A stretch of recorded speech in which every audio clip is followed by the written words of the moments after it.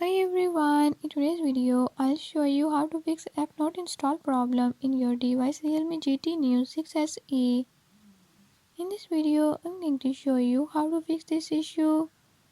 But before we get started, don't forget to hit the subscribe button and turn on notifications. Make sure to watch complete video and learn I can do it. Let's watch the video.